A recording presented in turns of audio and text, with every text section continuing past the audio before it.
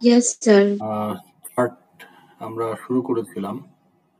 তো in those areas, if you have any confusion,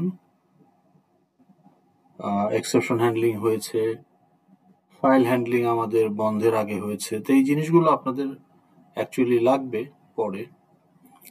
সেই জায়গাগুলোতে যদি কারো কোনো কনফিউশন থাকে সেটা আমাকে বলতে পারেন। যেমন সেকশন 1-এ they had some questions and we clarified that. Similarly আপনাদের যদি কোনো ইস্যু থাকে সেটা বলেন রিগার্ডিং কনসেপ্ট।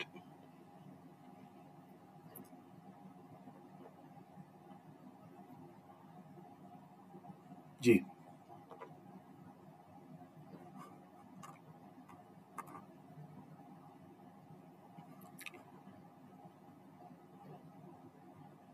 যদি না থাকে let me ask you few questions, দেখি আপনারা অ্যান্সার দেন। এই যে আমাদের চার্টের যে প্রোগ্রামটা আমরা রান করে দেখেছিলাম, রাইট, ইন লাস্ট ক্লাস, যে আমরা জেন্ডার রেশিও জেনারেট করছি, খেয়াল আছে না নাই? জি স্যার, করেছি।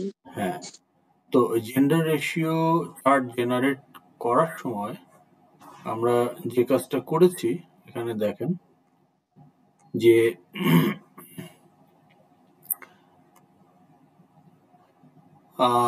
we added data instance to the observable list of the chart. তাহলে এই যে লিস্ট, এই লিস্টের টাইপটা কি টাইপের? এটার টাইপ কি বলেন তো দেখি।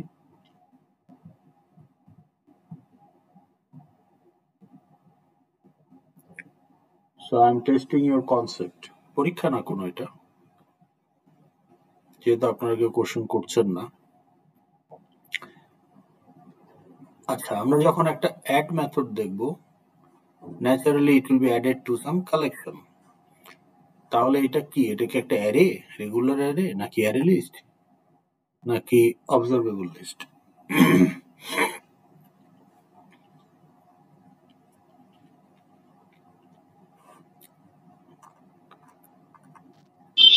স্যার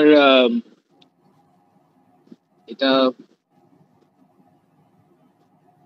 হ্যাঁ, এটা চার্টে ঢুকছে কিন্তু। হ্যাঁ, তো চার্টের কনটেক্সটে চিন্তা করেন, পাই চার্টে ঢুকছে, তাহলে লিস্টের টাইপটা কি? So it's a field, it will be assign to A field of the chart. তো তাহলে আই থিঙ্ক অবজারভেবল লিস্ট এটা অবজারভেবল লিস্ট, এই যে আমরা চার্টে এই লিস্টটাকে আমরা অ্যাসাইন করে দিচ্ছি সেটার মেথড দিয়ে। তো তাহলে চার্টের ভেতরে যে অবজারভেবল লিস্ট আছে, ওই অবজারভেবল লিস্টের আমাদের, এটা তো আমাদের নিজেদের একটা observable list. We have declared. What is the name of this observable list? কোডটা দেখে কি বলা যায় যে অবজারভেবল লিস্ট? এটা কি লিস্ট নাম? লিস্ট নাম। এটা আমরা কোথায় ডিক্লেয়ার করেছি? কত নম্বর লাইনে?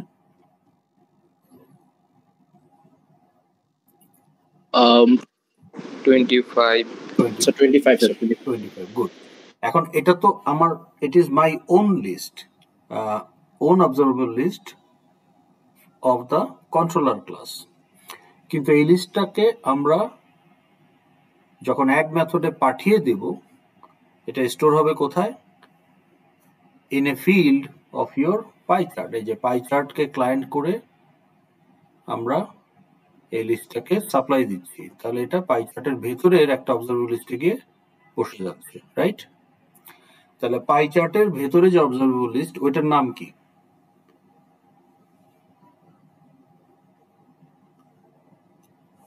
25 নম্বর লাইনে যেটা ডিক্লেয়ার করা হয়েছে সেটার নাম হচ্ছে লিস্ট। আর পাই চার্টের ভেতরে যেটার মধ্যে এটা যাবে সেটার নাম কি? What is the name of that observable list?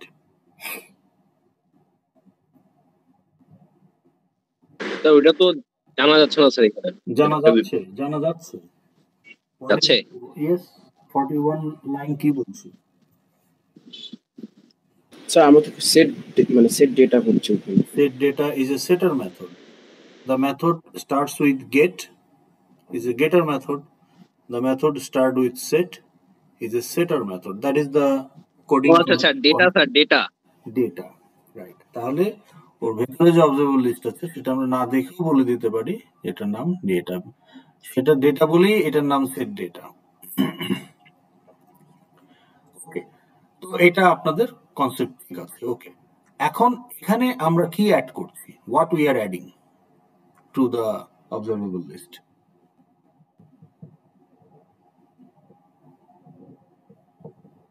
Sir এখানে আমরা পাই চার্টের স্যার একটা অবজেক্ট অ্যাড করতে স্যার। না, পাই চার্টের অবজেক্ট তো জেন্ডার রেশিও পাই চার্ট, আপনি এফএক্স আইডি দিয়ে দিচ্ছেন, ওইটাই পাই চার্টের object. Pie chart as a whole, this is the pie chart object. কিন্তু আপনি অ্যাড করছেন পাই চার্ট অবজেক্টের ভেতরে একটা ফিল্ড যার নাম হচ্ছে হ্যাঁ ডেটা।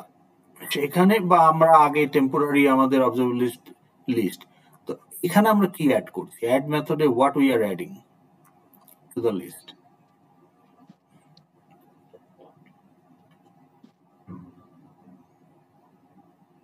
স্যার, পাই চার্টের স্যার অবজেক্ট স্যার।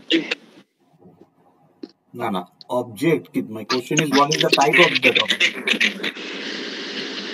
যখন কম্বো বক্সে অ্যাড করেন, what you add? Suppose you have a drop-down list to represent the months January, February, March, April, like that. So you have a combo box called month combo box. তাহলে month combo box A what you will add? যদি আমরা simple question দিয়ে শুরু করি, string sir, string. String, string sir. কারণ আপনার month গুলো হচ্ছে টেক্সট। কিন্তু যদি আমার আরেকটা কম্বো বক্স থাকে টু সিলেক্ট এ সেকশন, তাহলে সেকশন কম্বো বক্সে আপনি কি অ্যাড করবেন? ধরেন 1 2 3 4 5 6 number sir, integer. Sir integer. Integer টাইপটা কি হবে? আইএনটি? না স্যার, ওই যে বড় হাতের স্যার। হ্যাঁ, capital letter Capital plus integer. তাহলে তো ওটা বুঝতে পেরেছেন। তাহলে আমাদের এই লিস্টে আমরা যে অ্যাড করছি এটার টাইপ কি? Line number 33, what type of thing we are adding? ওর তো একটা টাইপ আছে, that is the question. String আর পাই চার্টের ডেটাটা। পাই চার্টের ডেটাটা তো না, আমাকে টাইপটা বলেন। যেমন স্টুডেন্ট একটা টাইপ, এমপ্লয়ি একটা প্রোডাক্ট একটা টাইপ, তাহলে এটা কোন টাইপের অবজেক্ট আপনি অ্যাড করছেন? স্যার একটা স্ট্রিং অ্যাড করছে স্যার। স্ট্রিং তো আপনি অ্যাড করছেন না। তাই আপনি কি অ্যাডের মধ্যে স্ট্রিং দিয়েছেন? যে সিলেক্টেড টেক্সট যতটুকু দেখতে পাচ্ছেন এটাই তো অ্যাডের প্যারামিটার, দ্য হোল থিং, তাই না? এই হোল থিং হচ্ছে parameter of the add method. তাহলে এই হোল থিং যা রিপ্রেজেন্ট করে সেটা টাইপটি হচ্ছে অ্যাডের parameter type. That is my question, what is the type?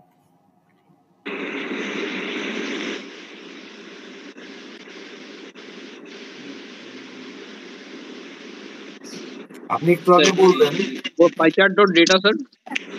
Pi chart ক্লাসের ভেতরে একটা ইনার ক্লাস আছে ডেটা, তাহলে you are adding data class instance. Okay, ঠিক আছে। আচ্ছা, এখন শোনেন, মিউট করেন একটু, মানে আপনার নয়েজ হচ্ছে। যখন রেসপন্স করবেন তখন আনমিউট করবেন। তাহলে এটা বেসিক্যালি একটা ডাটা ক্লাসের ইনস্ট্যান্স। এই যে নিউ ডেটা, এই যে কনস্ট্রাক্টরটা কার? ডেটা ক্লাসের কনস্ট্রাক্টর। প্যারেনথেসিস যার সাথে থাকবে, নিউ এর পরে প্যারেনথেসিস যার সাথে থাকবে তার কনস্ট্রাক্টর।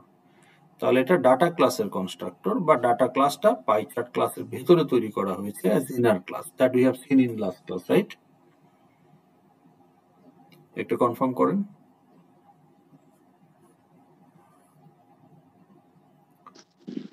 লাস্ট ক্লাসে ছিলাম না স্যার। কোশ্চেনটা কি বলুন স্যার? না থাকলে তো সেটা বলে লাভ নাই। কোশ্চেনটা হলো যে এখানে আমরা যে অবজেক্টটা তৈরি করছি এটা ডাটা টাইপের একটা ইনস্ট্যান্স, এই যে নিউ ডাটা, তাই না? কিন্তু ডাটা ক্লাসটা as a class body, it's a inner class inside pie chart class, it's not an independent class. ওই জন্য পাইচার্ট ডট ডাটা বলতে হচ্ছে। ওকে, বাট বেসিক্যালি ইনস্ট্যান্সটা কিন্তু ডাটা টাইপের instance. But data class as a type is not available outside PyChart class. এই টাইপটা তৈরি করা হয়েছে PyChart ক্লাসের ভেতরে ইউজ করার জন্য। That's why the whole body of the data class is inside the body of the PyChart class. That's why PyChart.data. তাহলে আমরা data instance add করছি. Okay. এখন এই data instance what we are giving the level of the data যেটা আমার চার্টে দেখাবে, in this case male student, and this is the frequency বা count of the level বা category. তাহলে এই লেভেলটা আমার ক্যাটাগরিকে রিপ্রেজেন্ট করে. What is the category name বা description, and this is the count or frequency of the category. So when the chart is rendered, the ratio of each category is shown, okay, based on the frequency in proportion. তাহলে proportionately আমার যে কয়টা data instance থাকবে আমার পাই চার্টে সেই কয়টা slice থাকবে. তো এটা আমরা জানি, right? And we have tested that. Any questions so far?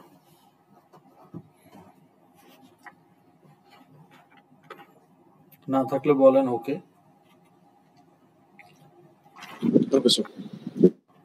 এখন প্রশ্ন হলো যে আপনি যদি এটা ডেমো দিতেন, আপনার তো একটা প্রজেক্ট সাবমিট করতে হতো, তো যদি আপনি সেটা ডেমো দিতেন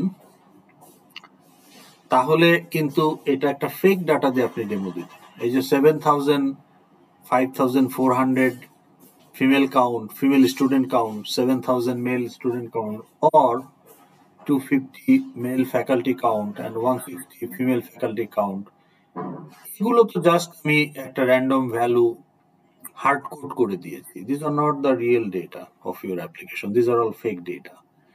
তাহলে প্রজেক্ট ডেমো যদি আপনাকে দিতে হতো, একজন দিবেও আমাকে, বাট দিতে চাইলেই তো হবে না, আপনাকে কমপ্লিট করতে হবে আপনার পার্টটা. একজন কমপ্লিট করেছে, সে আমাকে ডেমো দিবে এবং সেখানে তাকে মডিফিকেশন করতে হবে. তো এটা আপনাদের কাউকে করতে হবে না. কেউ যদি অত্যন্ত আগ্রহী হয়ে দিতে চান, প্রোভাইডেড ইউ হ্যাভ কমপ্লিটেড, সেটা. তো যাই হোক, তো এখন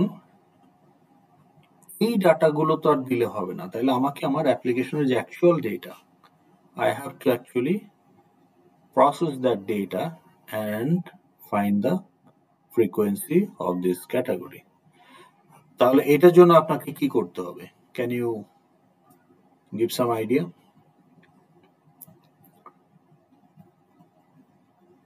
এই যে এখানে বলা হয়েছে code to open student.bin and calculate two counts based on the gender of each object stored in student.bin. If user type is student selected in combo box. So what should be the, এই দুইটা line আমি আপনাকে demo দেওয়ার জন্য দেখাইছি, but আমি কোর্সের faculty হিসেবে আপনাকে দেখাইছি একটা ফেক ডাটা দিয়ে.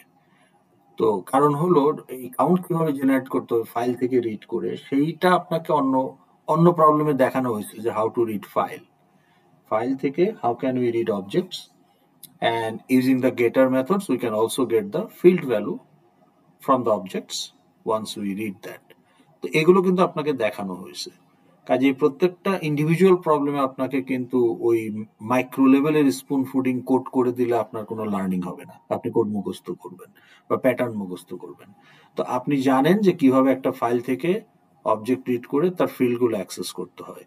তো সেটি এখানে করতে হবে. That's why I have not শোন ইউ, যেটা আপনি নিজে করবেন. কিন্তু এই প্রবলেমটা কিভাবে করতে হয় সেটা দেখানো হয়েছে অন্য একটা প্রবলেমে, right? So that is how you will learn. তো এখন যদি আমি সত্যি এখানে কাউন্ট ইউজ করতে চাই by processing my file, logic কি হবে একটু এক্সপ্লেন করতে পারবেন সুডো কোডটা?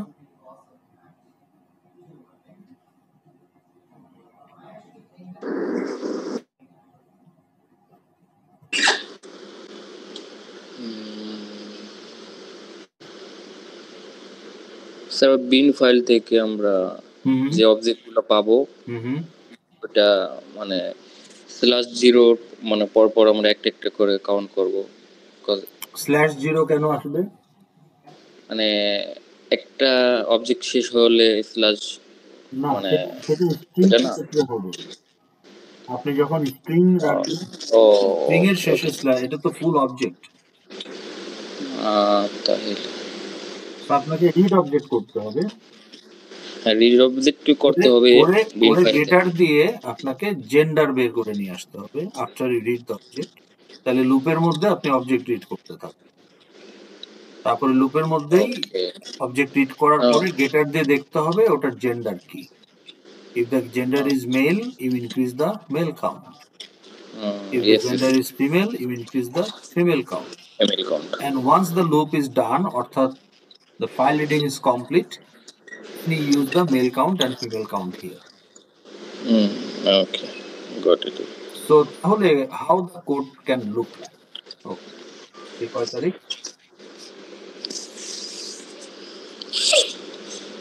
আজকে হলো কয় তারিখ? 8 তারিখ। এটা আসলে 8 হবে, কপি করে নিয়ে আসবো।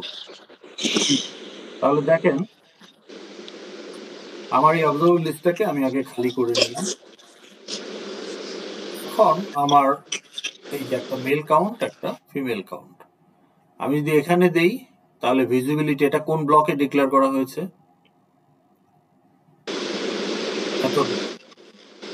তাহলে it is available across the method. এখানে ডিক্লেয়ার করতে, তাহলে সেটা ব্লকে ডিক্লেয়ার হয়েছে ইফ ব্লক, তাহলে এটা শুধু এই ইফ ব্লকে অ্যাভেলেবল থাকবে। আর যদি এটা আমি এখানে ডিক্লেয়ার করতাম ট্রাই ব্লকে, তাই ব্লক, তাহলে ক্যাশ ব্লকে গেলে কিন্তু এটা পাওয়া যেত না। তাহলে আপনার যদি এরকম হয় যে কোনো কিছু একটা লোকাল ট্রাইয়ের ভিতর ডিক্লেয়ার করেন, এটা শুধু ট্রাইতেই ইউজ হবে, not even in catch or final, তাহলে আপনি ট্রাইয়ের ভিতর করতে পারেন। Visibility is enter try. যদি আমি এরকম মনে করি যে না, এটা আমার ট্রাইতে লাগবে, সেও লাগতে পারে, ফাইনালিতে লাগতে পারে, তাহলে আমাকে ট্রাই ক্যাচ ব্লকের বাইরে ডিক্লেয়ার করতে হবে। হ্যাঁ, তাহলে ভিজিবিলিটি হচ্ছে এন্টায়ার ইফ ব্লক। আর যদি এমন হয় যে এই ইফের একটা এলস ইফ থাকতে পারে, সেখানেও লাগতে পারে, তাহলে ইফে দিলে কিন্তু অন্যান্য যে এলস ইফ গুলো আছে সেখানে পাওয়া যাবে না, তো তখন আমি এখানে দিতে পারি। তাহলে এটা অ্যাক্রস দ্য মেথড অ্যাভেলেবল হবে, বিকজ এটা মেথড ব্লকে ডিক্লেয়ার করা হয়েছে। আর যেমন হয় মাল্টিপল মেথডের দরকার, তখন আসলে আপনাকে ফিল্ড বানাতে হবে, তাছাড়া আর কোনো অপশন নাই। Unless it is field, same variable cannot be accessed from multiple methods. Okay, তো আমাদের এই কাউন্ট দুইটা দরকার কিন্তু এই অ্যাক্রস দ্য হ্যান্ডলার মেথড। কারণ হলো যে আমার ইউজার টাইপ আমি কম্বো বক্স থেকে সিলেক্ট করছি, তাই না? I am selecting the user type from the combo box. তো কাজেই সেটা কি হবে সেটা তো আমি আগে থেকে জানি না। সেটা স্টুডেন্ট হতে পারে, দ্যাট ক্যান বি, সেটা এখান থেকে স্টুডেন্ট হতে পারে, ফ্যাকাল্টি হতে পারে, অ্যাকাউন্টেন্ট হতে পারে, রাইট? তো এই জন্য আমার মাল্টিপল ইফ এলস দরকার, যে যদি ইউজার টাইপ এখান থেকে ফ্যাকাল্টি হয় তাহলে ফ্যাকাল্টি ডট বিন ওপেন করতে হবে, if it is student, student dot been open করতে হবে, রাইট? So on.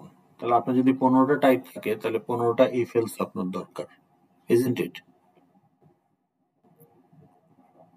তো তাহলে আমরা এখানে দেখছি যে if the user type combo box get value আমাকে কি দিবে?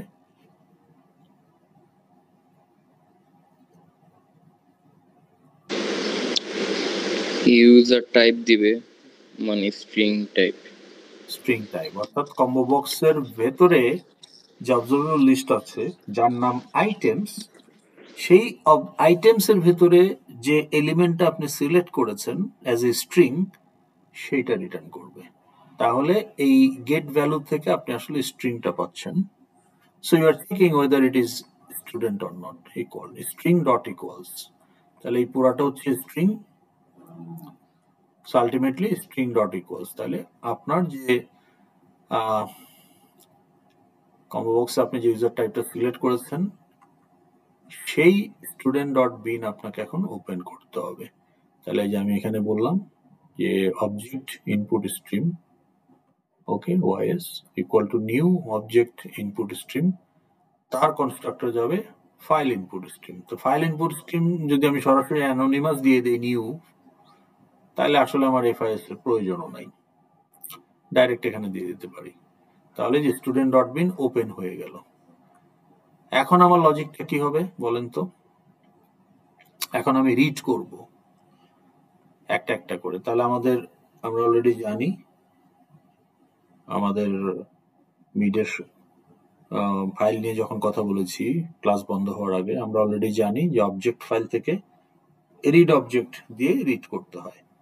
তো তাহলে আমরা এখানে কি করলাম যে ওআইএস ডট রিড অবজেক্ট, তাহলে এই হোয়াইল লুপটা ঘুরতে থাকবে এবং একটা একটা করে অবজেক্ট রিড হতে থাকবে। সেটাকে আমি একটা স্টুডেন্ট হ্যান্ডেলে যদি নিয়ে নেই এস, এখন আমি দেখতেছি যে ওই এখান থেকে আমি কি পাবো,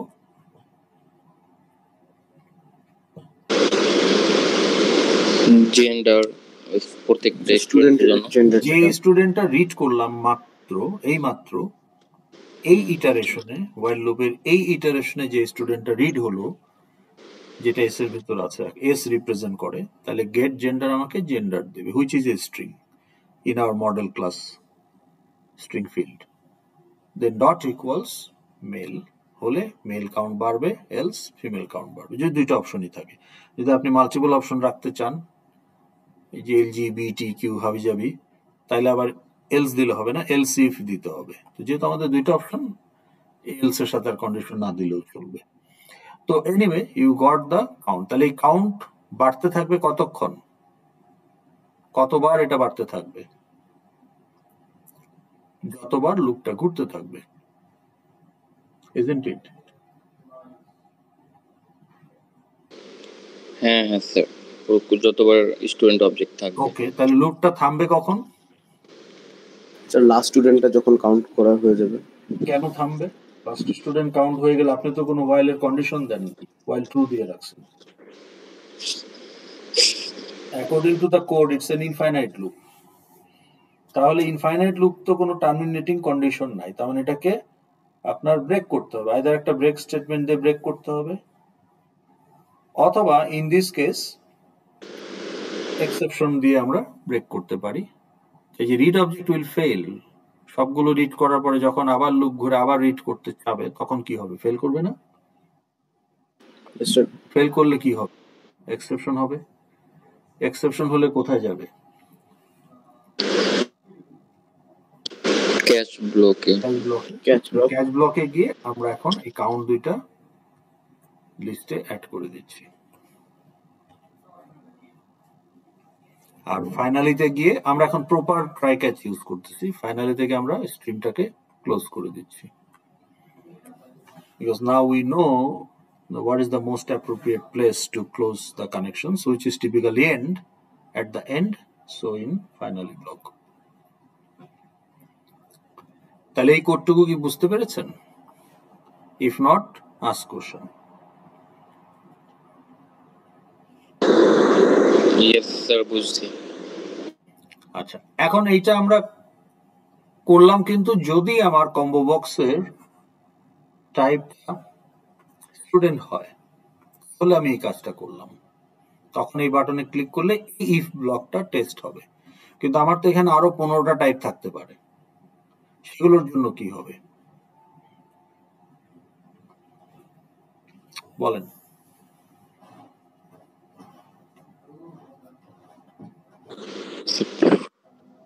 জন্য আলাদা আলাদা করা লাগবে। তাইলে আলাদা আলাদা কি করা লাগবে? সেই ট্রাই ক্যাচ এগুলো কোড দেখেন, ট্রাই ক্যাচ কোড দেখেন। ইফ দেখি তো, এই যে কম্বো বক্সের টাইপ যদি স্টুডেন্ট হয়, তাহলে আপনি স্টুডেন্ট ডট বিন কে ওপেন করলেন, এখানে বলতেছেন মেল কাউন্ট, মেল স্টুডেন্ট সংখ্যাটা, মেল স্টুডেন্ট, এখানে বলতেছেন ফিমেল স্টুডেন্ট। কিন্তু ফ্যাকাল্টি হলে আপনাকে কি বলতে হতো? এখানে মেল ফ্যাকাল্টি, ফিমেল ফ্যাকাল্টি, তাই না? তাহলে এবং তখন আপনাকে ওপেন করতে হতো ফ্যাকাল্টি ডট বিন। তাইলে এই কোড তো আর আপনি তখন এক্সিকিউট করবেন না, কারণ আপনার ইফ তো ফেল করবে। তাইলে আপনাকে কি করতে হবে এখন? আরেকটা এলস দিতে হবে, ইকুয়ালস এলস ইফ দিতে হবে। ইকুয়াল টু গুড, তাহলে আপনাকে এখন এলস ইফ দিতে হবে। এই যে এলস ইফ, হ্যাঁ, তাহলে আপনাকে ওই সেম কোড, হ্যাঁ একই কাজ জাস্ট করতে ফ্যাকাল্টি। হবে। তাহলে আপনাকে এখন ওই কাজগুলো করতে হবে। তাহলে আপনার যদি 15টা ইউজার থাকে তাহলে কতগুলো এলসিফ থাকবে? 15টা এলসিফ থাকবে। আপনার এক একটা ইফে যদি 20 লাইনস কোড হয় তাহলে 15টা এলসিফের জন্য আপনার 300 লাইনস অফ কোড। সেটা তো ড্রাই হয়ে গেল। তাহলে আপনার এই মেথডটা অনেক বড় মেথড হয়ে যাচ্ছে না? জি স্যার। সো জি। এইটা আপনার মেথডের রিডেবিলিটি, মানে আপনার কোড পড়ে কারো বোঝা, এইটা রিডেবিলিটিটাকে মানে ইউজার ফ্রেন্ডলি বা এফিশিয়েন্ট আমরা করতে পারছি না। এখানে আমরা যদি রিডেবিলিটি বাড়াতে চাই, অর্থাৎ মেথডটাকে যদি ছোট করে ফেলতে চাই, যেটা একজন পড়লে খুব সহজে বুঝতে পারবে কি হচ্ছে এই মেথডে। আপনি 300-350 লাইন কোড দেখলে তারা প্রথমে আগে বোঝা লাগবে যে কি হইতেছে এখানে। এক পর্যায়ে গিয়ে এসে আবিষ্কার করবে যে একই জিনিস আপনি 15 বার করতেছেন 15টা এলসিফে। হ্যাঁ, ভেতরের কাজ একই, শুধু ফাইলের নাম চেঞ্জ। হ্যাঁ, আর এখানে লেভেল চেঞ্জ।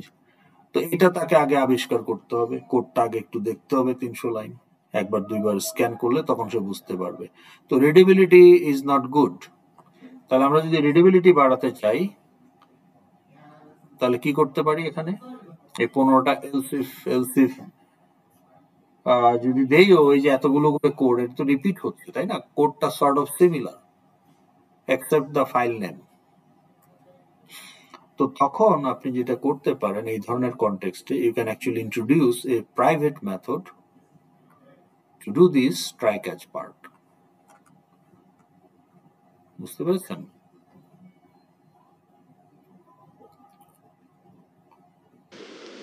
না স্যার।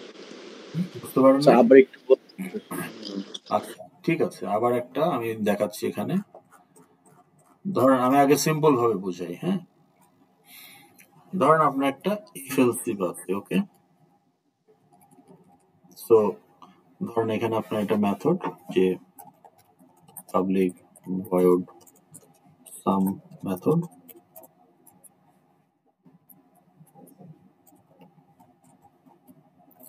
তো এখানে আপনার একটা ইফ কন্ডিশন আপনি দিয়েছেন যে ইফ কন্ডিশন 1, ঠিক আছে? তাহলে এখানে আপনি বলছেন let's say 30 lines of code, ঠিক আছে? এলস ইফে গিয়ে এখন আপনি বলতেছেন condition 2,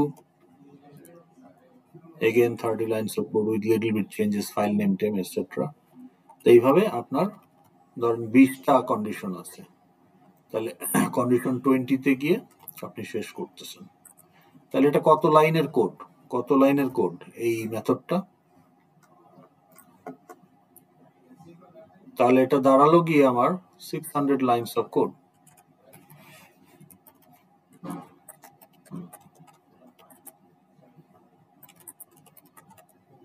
R you following?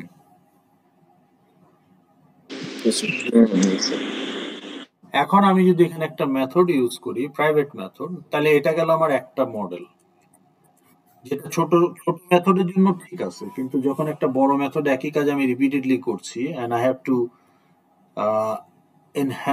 to increase the volume of the code by copy pasting n number of times. If n is large, then the method becomes too big, okay, to maintain its decent level of readability.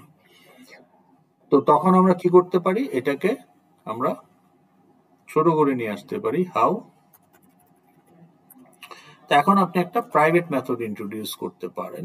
তো এখানে if condition 1 is satisfied, আপনি একটা method call করে দেন, okay, যে solve by private method, okay, parameter value based on condition 1। তাহলে আপনি condition base করে ওই মেথডকে একটা প্যারামিটার দিয়ে দেন, যেটার উপর ভিত্তি করে সে কাজ করবে। So call this method time and time again. তাহলে based on condition 2 and then based on condition 20. Okay, এগুলো else if হবে।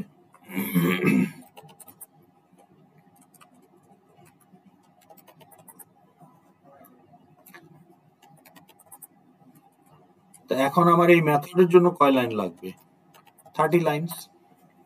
তা আমি এখন একটা এরকম একটা প্রাইভেট মেথড, কারণ এই মেথডটা শুধু এই ক্লাসের ভেতরে ইউজ হবে বাই অ্যানাদার মেথড, এর বাইরে এই মেথডের কোনো কাজ নাই। তাহলে এখন আমি বলবো যে প্রাইভেট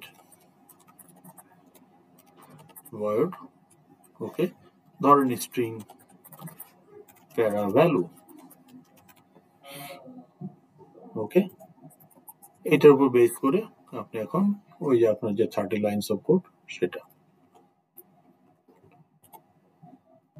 তাহলে আমার এটা কত লাইনের কোড হলো? এইখানে আমার 30টা এলসি 30 লাইন, আর এখানে 30 line, 60 lines of code. And the readability of your method is very obvious. যে আপনি মেথডে কি করতেছেন এট এ গ্ল্যান্স দেখলেই কেউ একজন সাথে সাথে বুঝতে পারবে। বুঝতে পেরেছেন?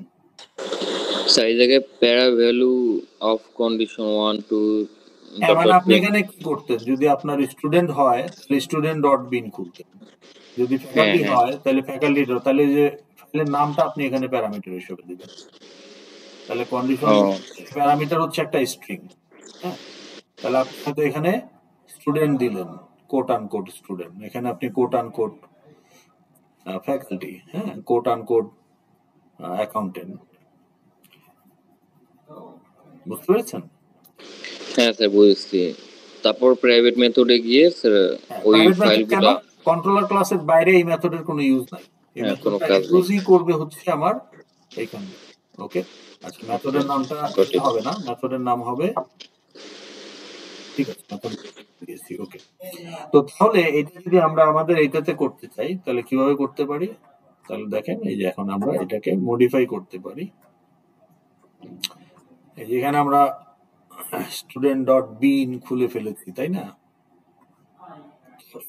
শুধু স্টুডেন্টের জন্য কাজ করবে, তাহলে আমাকে 15টা এখন এলস ইফ লিখতে হবে এইভাবে, হ্যাঁ, তো সেটা আমরা করতে চাই না। তাহলে আমরা এখন কি করতে পারি? আমরা এখন বলতে পারি যে ইফ যদি স্টুডেন্ট হয়, আমরা এখন মেথড বানিয়েছি একটা অ্যাড ডাটা টু লিস্ট, ফাইলের নামটা মানে ইউজার টাইপটা আমরা দিয়ে দিচ্ছি, দ্যাটস ইট। তাহলে আমার 15-20টা যে কয়টা ইউজার টাইপ থাকবে জাস্ট সেই কয়টা if else statement, that's all. Now যে কেউ এখন এই মেথডটা দেখলে বুঝতে পারবে ওকে, এখানে অবজারভেবল লিস্টটা খালি করে ফেলা হচ্ছে, and then based on the user type এই মেথডের থ্রুতে ডাটা ইনস্ট্যান্স গুলো অ্যাড করা হচ্ছে। কারণ আপনি উপরে আগেই ডিক্লেয়ার করে রাখছেন লিস্ট হচ্ছে আপনার অবজারভেবল লিস্ট। আবার এই আপনি আবার নিচে গিয়ে বলতেছেন, হ্যাঁ, যে আপনি পাই চার্ট শো করতেছেন এটসেট্রা। তাহলে এখন এই মেথডে আমরা কি করছি? অ্যাড ডাটা টু লিস্ট, এখানে আমরা কি পাঠালাম? ইউজারের নামটা পাঠালাম স্ট্রিং, তাহলে এই যে string user type private method, এটা নন এফএক্সএমএল, কিন্তু এই @fxml আসবে কোনগুলোর জন্য? যেগুলো আমরা সিন বিল্ডারের কোড সেকশনে দেব ফর সাম অ্যাকশন ইভেন্ট অথবা মাউস ইভেন্ট অথবা কি ইভেন্ট, সেগুলোর জন্য। বাট এটা কিন্তু আমার সিন বিল্ডারের কোনো ইভেন্টের রেসপন্স মেথড না, এটা হচ্ছে আমার নিজের তৈরি করা, আমি ডিসাইড করেছি একটা প্রাইভেট মেথড বানাতে, সেটা নন এফএক্সএমএল মেথড হবে, @fxml দিবেন না। ওকে, তো এখন আমরা এই যে এখানে মেল কাউন্ট ফিমেল কাউন্ট বানিয়ে রাখলাম, ক্লিয়ার করলাম। এখন এই যে দেখেন আমরা কি কোন ফাইলটাকে খুলতেছি,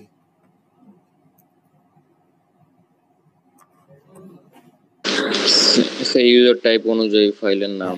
এটা যদি স্টুডেন্ট হয় এটা তো একটা স্ট্রিং, তাহলে পুরোটা হবে student.bin।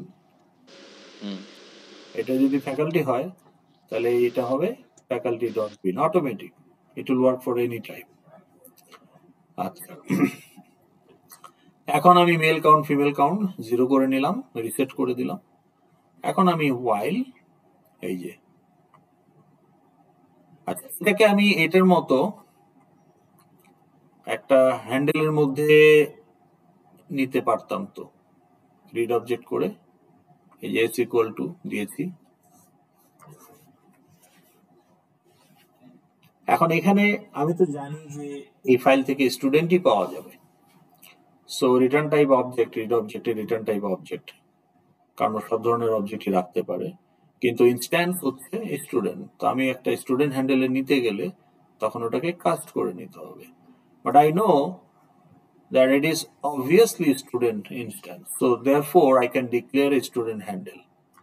কিন্তু আপনি এখানে কি করে জানেন যে এটা কোন ইনস্ট্যান্স? এটা কি আপনার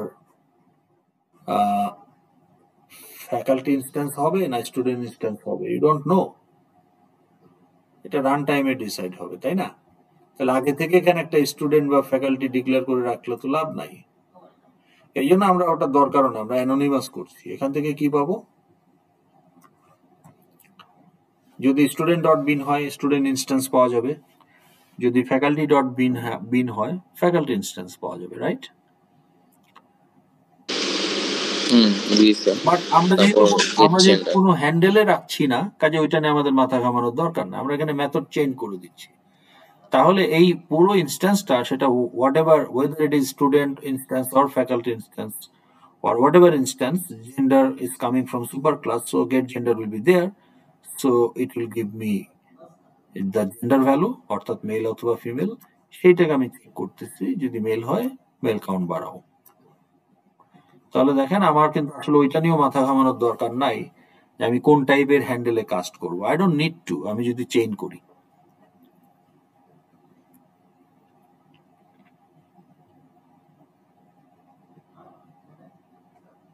ওকে, তাহলে আমার এই যতবার লুপটা ঘুরবে আমার হয় মেল কাউন্ট অথবা ফিমেল কাউন্ট যে কোনো একটা বাড়তে থাকবে, রাইট? জি স্যার, যতবার অবজেক্ট থাকবে ফুল অবজেক্ট থাকবে, ওয়াইল লুপ ঘুরতে থাকবে। তো অবজেক্ট যখন শেষ তখন কি হবে?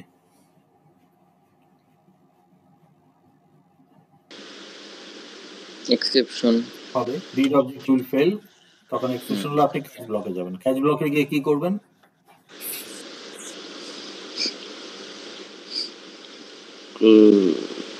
ফাইল ক্লোজ, অন্তত ফাইনালি ওইটা ফাইনালিতে করব। তাহলে ক্যাচ ব্লকে আমার কাজ হলো এই কাউন্ট দুইটাকে ইউজ করে ও কাউন্ট লিস্টে ডাটা ইনস্ট্যান্স অ্যাড করা। হ্যাঁ। আমি ক্যাচ ব্লকে গিয়ে কি করতেছি, এই যে এখানে কিন্তু বলতেছি না যে mail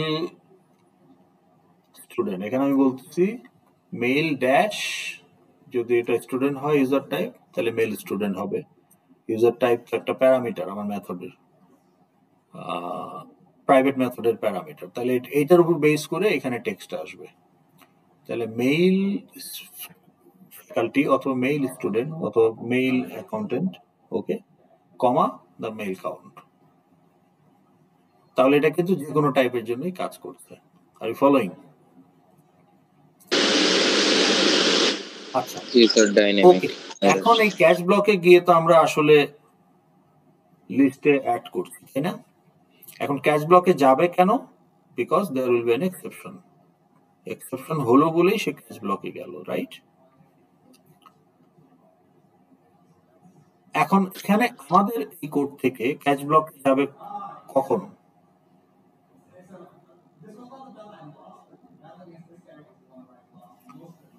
When it will go to catch block from this type block, যখন read object fail করবে, isn't it? Yes, sir. সেটা করলে তো যাবেই, বাট যদি ওপেন করতে গিয়ে ফেল করে, ধরুন ফাইলটা পাওয়া যাচ্ছে না খুঁজে, তখন এই নিউতেই তো আপনার এই কনস্ট্রাক্টরেই তো এক্সেপশন হবে, তখনও তো ক্যাচ ব্লকে যাবে। তাহলে ক্যাচ ব্লকে গেলেই কি আপনি চোখ বুঝে মেল কাউন্ট আর ফিমেল কাউন্ট অ্যাড করে দিবেন? তাহলে তো জিরো অ্যাড হবে, তাই না? কারণ আপনি মেল কাউন্ট ফিমেল কাউন্ট আগে জিরো করে রাখছেন। তো কাজে এই ক্যাচ ব্লকে গিয়ে যখন মেল কাউন্ট জিরো কাউন্টকে ইউজ করবে ডাটা ইনস্ট্যান্সের কনস্ট্রাক্টরে, তখন তো আসলে 0 যাবে, কারণ আপনার তো ফাইল নাই, ফাইল না থাকার কারণে এক্সেপশন হয়েছে। কিন্তু আপনি কি করছেন, ক্যাচ ব্লকে গেলেই আপনি অ্যাড করে দিচ্ছেন। তাহলে এটা কিভাবে অ্যাভয়েড করা যায়? তাহলে আপনি যেটা করতে পারেন, যে এই যে যেটা আসলো, এটা এখন আপনার কি হতে পারে, এন্ড অফ ফাইল এক্সেপশন হতে পারে। এখান থেকে যদি এক্সেপশন হয় তাহলে এন্ড অফ ফাইল এক্সেপশন হবে, আর যদি এখান থেকে এক্সেপশন হয় তাহলে ফাইল নট ফাউন্ড এক্সেপশন হবে। কিন্তু আপনি সিঙ্গেল ক্যাচ ব্লক দিয়েছেন দিয়ে, মানে সুপার ক্লাস, যে কোনো এক্সেপশন এসে ধরবে। এখন তাহলে আপনি চেক করেন যে instance of file not found exception. তাহলে ইনস্ট্যান্স অফ হচ্ছে একটা অপারেটর যেটাতে আপনি চেক করতে পারেন যে আপনার হ্যান্ডেল যাই হোক সেটা আপনার ইনহেরিটেন্সের কোন সাব ক্লাসকে রিপ্রেজেন্ট করে ইনস্ট্যান্স, সেটা আপনি চেক করতে পারেন। তাহলে আমার হতে পারে একটা এক্সেপশনের subclass end of file instance, অথবা also can represent another subclass of exception file not found instance, যেহেতু inheritance super class can represent any subclass instance, so দুইটাই এখানে রিসিভ হবে। But based on the instance type আমার catch ব্লকটা কাজ করতে হবে। তাহলে যদি দেখা যায় যে ফাইল নট ফাউন্ড ইনস্ট্যান্স, তাহলে তো আমি অন্ধের মতো এখানে অ্যাড করবো না, তাই না? তখন বরং আমি একটা অ্যালার্ট দিব যে ফাইল পাওয়া যায় নাই, chart cannot be generated, right?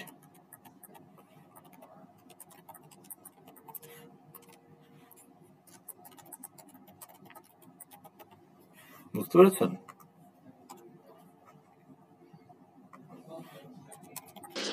Yes. তাহলে এরকম অ্যালার্ট আমি দিতে পারি। কিন্তু যদি এটা ফাইল নট ফাউন্ড এক্সেপশন না হয়, তখন আমি জানি যে এন্ড অফ ফাইল এক্সেপশন হয়েছে, তখন আমি অ্যাড করে দিতে পারি।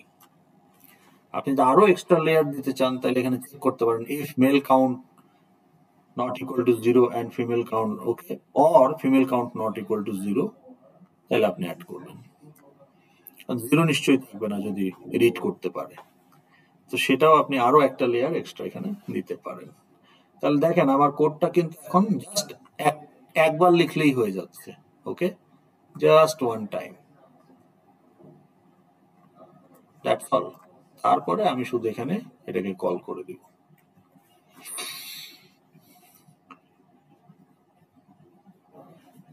বোঝা গেল?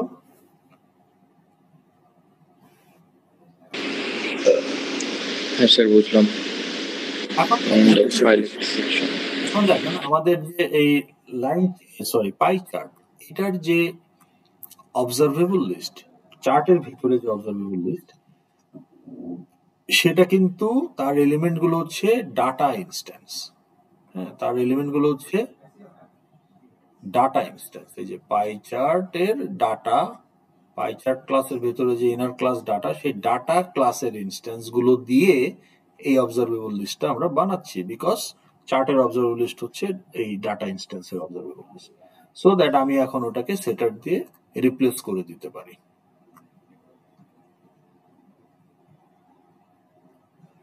But if we look into XY category chart, okay, so ধরেন বার চার্ট, ওকে, বা লাইন চার্ট, তাহলে আমরা যদি বার চার্টটা দেখি আগে, দুইটাই দেখি, and লাইন চার্ট,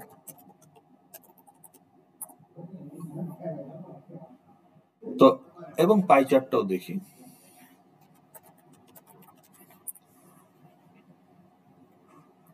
তাহলে এই যে পাই চার্ট আমরা দেখতে পাচ্ছি, how many data instance are there in this pie chart? 5 sir. 5, এটাতে 5, এটাতে 7. সো তাহলে আপনি দেখেন প্রত্যেকটা পাই চার্টেই কিন্তু only one data set. So the observable list to hold the data set only. So the elements of the observable list is the data instance. But if you look at the, let's say, bar chart,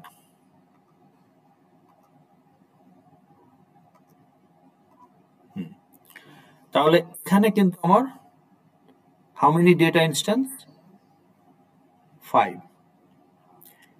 and only 5 data instance, so only one data set. For example, আমি যদি বলি যে আমার average salary, monthly average salary, তাহলে এগুলো যদি আমার month হয়, x axis is the category axis, so month is my category, January, February, March, April, May, এইভাবে 12টা বার থাকলো ধরেন। তাহলে হাইট গুলো হচ্ছে আমার অ্যাভারেজ স্যালারি বা bonus paid in that month. তাহলে অ্যাভারেজ স্যালারি বা অ্যাভারেজ বোনাস আপনি কত দিয়েছেন সেইটা। ওকে, তো তাহলে এই যে average salary, average monthly bonus, ধরুন বোনাস যদি চিন্তা করেন, average monthly bonus, so I need 5 data instance representing each month's bonus value. Okay, average bonus value বা average salary value. ঠিক আছে, তাহলে how many data set is needed here? Sir, 5. No, 5 data instance. Yes, so 5 data instance for each month, no sir? Each month, তাহলে মান্থের নাম আর ওই আপনার average value এটা মিলে একটা ডাটা ইনস্ট্যান্স। যেমন আপনি এখানে কি করেছেন, এই যে জাভা 50 স্টুডেন্ট, এটা একটা ডাটা ইনস্ট্যান্স, তাই না? বা এখানে মেল ফ্যাকাল্টি 250, এটা একটা ডাটা ইনস্ট্যান্স। তাহলে আমার এই চার্টে কয়টা ডাটা ইনস্ট্যান্স? 12টা মাসের জন্য। Yes sir, তাহলে মান্থ, হ্যাঁ 12টা বার থাকবে। But how many data set? Only one. কিন্তু এই কোশ্চেনটাকে যদি আমি আরেকটু স্পেসিফিক করি, কোশ্চেনটা ছিল যে show the average salary, average monthly salary of the employees. তাহলে অ্যাভারেজ মান্থলি স্যালারি, তাহলে প্রত্যেক মাসের জন্য একটা করে অ্যাভারেজ স্যালারি আমাকে জেনারেট করতে হবে। 12 মাসের জন্য 12টা, তাহলে 12টা data instance, only one data set. কিন্তু এটাকেই যদি এখন বলি যে ঠিক আছে তুমি মান্থলি অ্যাভারেজ স্যালারি দেখাও for male and female separately, তখন আমার অ্যাভারেজ স্যালারি লাগবে 12টা ফর মেল আর অ্যাভারেজ স্যালারি লাগবে 12টা ফর ফিমেল। তো তখন আমি দুইটা ডাটা সেট এখানে ইউজ করতে পারি। এই যে ব্লু কালারের মেল এন্ড ফিমেল, তাহলে আমি একটা ডাটা সেট তৈরি করব with data instance of males average salary for those months. তাহলে আমার 12টা ডাটা ইনস্ট্যান্স থাকবে যেগুলো দিয়ে এই ব্লু কালারের বারগুলো আসবে, আর 12টা ডাটা ইনস্ট্যান্স থাকবে যেগুলো দিয়ে ব্ল্যাক কালারের বারগুলো আসবে। তাহলে ব্লুটা যদি মেল রিপ্রেজেন্ট করে তাহলে ব্ল্যাকটা ফিমেল। তাহলে এখানে দেখেন monthly average salary chart, so bar chart, but represents 2 data set. Pie চার্টে কিন্তু এটা সম্ভব না, দুইটা ডাটা সেট। ভিজুয়ালি আপনি দেখাবেন কিভাবে দুইটা ডাটা সেটের পাই? আপনি যদি স্ট্যাক করেন একটার উপর আরেকটা, তাহলে তো আপনি স্লাইস গুলো বুঝতে পারবেন না, তাই না? নিচের পায়ের আপনি কিছুই বুঝতে পারবেন না ওখানে কয়টা স্লাইস আছে। বাট বার চার্টে বা লাইন চার্টে এটা পসিবল। লাইন চার্টে যদি দেখি সিমিলারলি, ধরেন এই যে এটা হলো আমার, লেটস সে এটা যদি আমার যেমন আপনাদের যদি আজকের স্টক এক্সচেঞ্জের ডাটা দেখাই,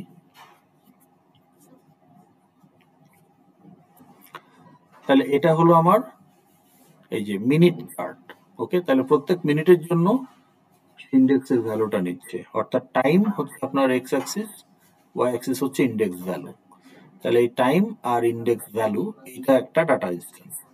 তাহলে আমার যে কয় ঘন্টা, ধরুন 10টা থেকে 2:30 পর্যন্ত ট্রেড হয়েছে, তার মানে 4.5 ঘন্টা, এক ঘন্টায় 60 মিনিট করে, তাই না? তাহলে প্রায় অ্যাপ্রক্সিমেটলি 300 ডাটা ইনস্ট্যান্সেস আর দেয়ার। ওগুলো দিয়ে আমার এটা এরিয়া চার্ট হিসেবে দেখাচ্ছে। এটাও একটা এরিয়া চার্ট, মানে এখানে এরিয়া হিসেবে দেখাবে এই আর কি, বা এটা লাইন চার্টও হতে পারতো। বুঝতে পেরেছেন? তো তাহলে আমার এখানে how many data sets?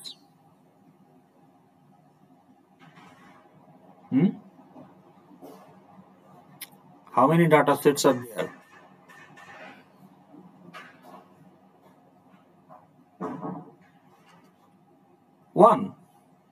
Sir 1ই তো। হ্যাঁ 1 উইথ 300 ডাটা ইনস্ট্যান্স।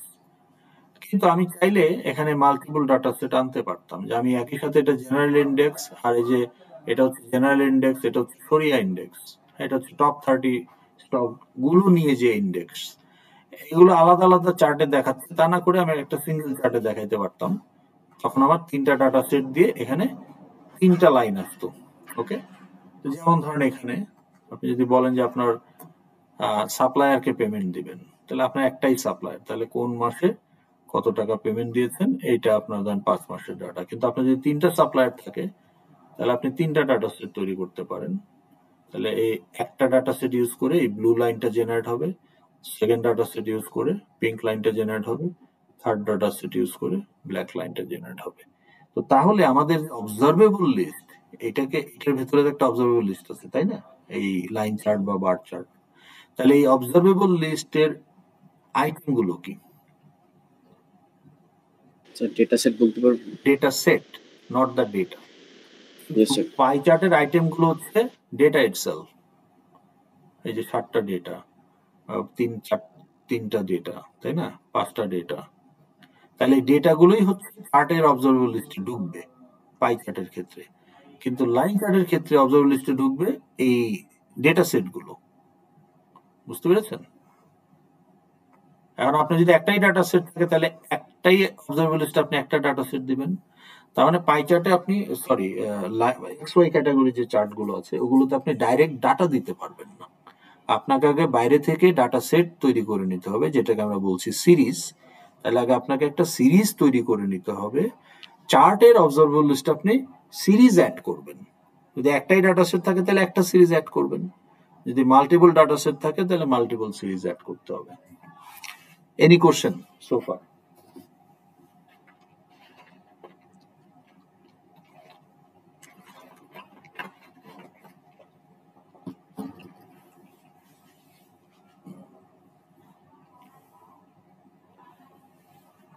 জি বলেন। বুঝেছি স্যার। আচ্ছা ওকে, তাহলে আমাদের এটা আমরা কিভাবে করতে পারি? তাহলে you have to create a series. Okay, X Y chart, pie চার্টের ভিতরে যেমন ডাটা থাকে, এক্স ওয়াই চার্টের ভিতরে সিরিজ থাকে। হ্যাঁ, আবার সিরিজের ভিতরে ডাটা থাকে।